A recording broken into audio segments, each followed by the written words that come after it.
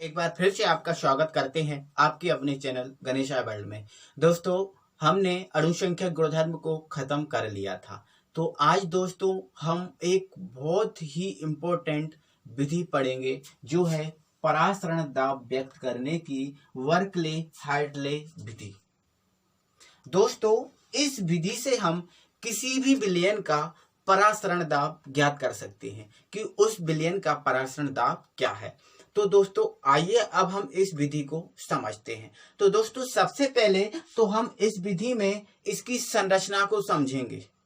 किसको दोस्तों? संरचना को। सबसे पहले तो हम ये जानेंगे कि इस विधि में होता क्या क्या है। तो आइए हम समझते हैं। दोस्तों ये बर्कले हार्टले विधि का डायग्राम है। इस विधि में दोस्तों क्या होता है, एक सरंध्र पात्र होता है। क्या दोस्तों?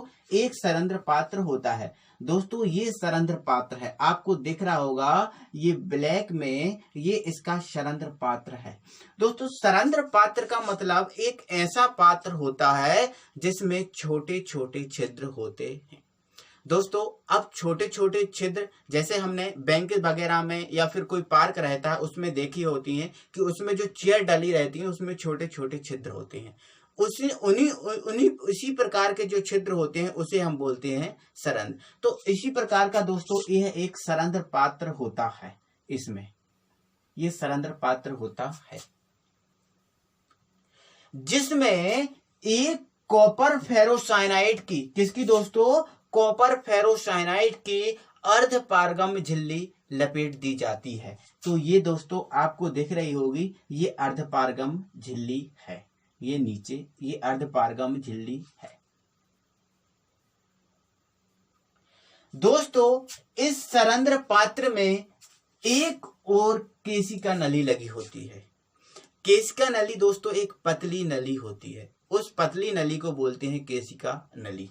एक और केशिका नली लगी रहती है और दूसरी ओर दोस्तों एक टोंटीदार नली लगी होती है। ये टोंटीदार नली है। इस टोंटीदार नली की सहायता से हम जो सरंध्र पात्र होता है उस सरंध्र पात्र में विलायक को भरते हैं। तो ये टोंटीदार नली होती है।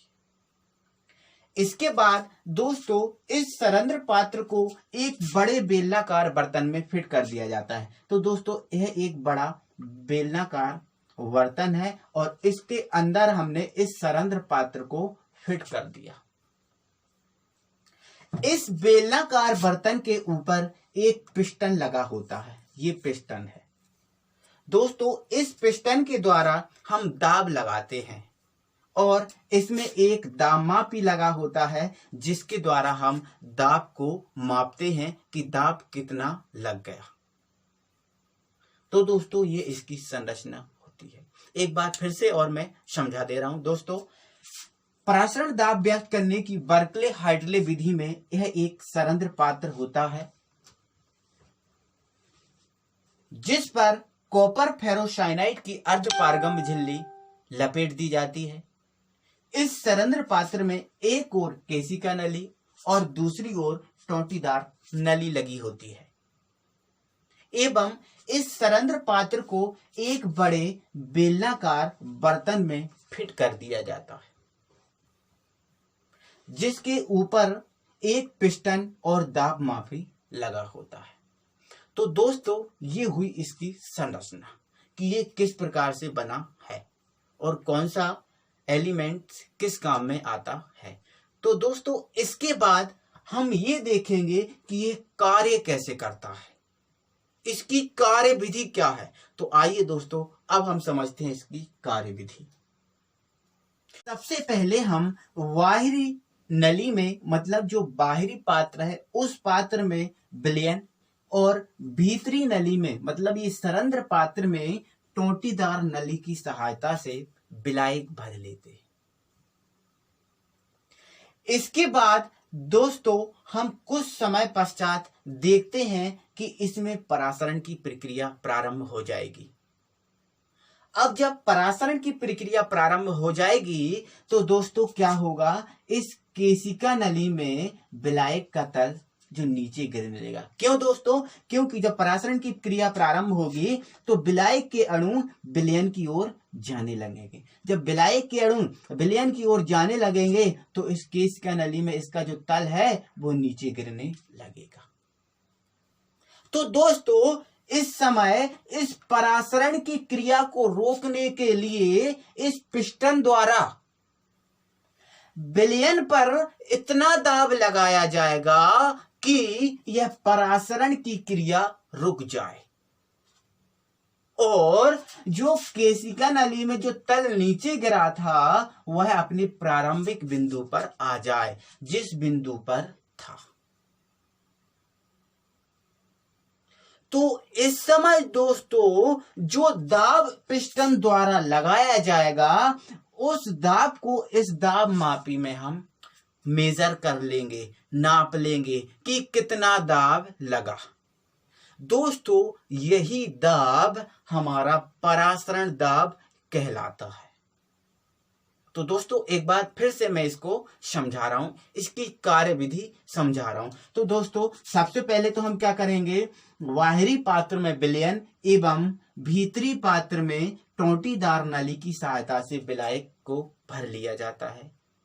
तो हम कुछ समय पश्चात देखते हैं दोस्तों कि इसमें परासरण की क्रिया प्रारंभ हो जाती है। अब जब परासरण की क्रिया प्रारंभ होगी तो विलायक में जो विलायक के अणु हैं वो विलयन की ओर जाने लगेंगे, जिससे केशिका नली में विलायक का तल नीचे गिरने लगेगा।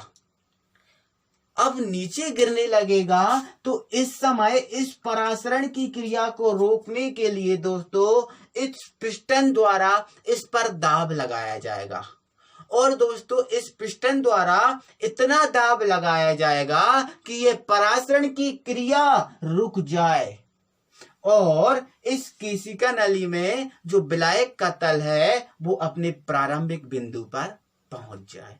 और इस समय दोस्तों जो दाब लगाया जाता है उस दाब को इस दाब मापी द्वारा मेजर कर लिया जाता है, नाप लिया जाता है। दोस्तों यही दाब कहलाता है हमारा परासरण दाब। तो इस प्रकार से दोस्तों हम इस विधि द्वारा किसी भी विलयन का परासरण दाब ज्ञात कर सकते हैं। दोस्तों हमें जिस विलयन का परासरण दाब ज्ञात करना है उस विलयन को हम इस बड़े पात्र में भरेंगे और इसमें एक विलायक ही रहेगा जो शुद्ध विलायक ही होगा। तो दोस्तों यदि आप इसकी संरचना और परिभाषा को लिखना चाहते हैं तो मैं यहां पर राइट कर दे रहा हूं, आप लिख सकते हैं।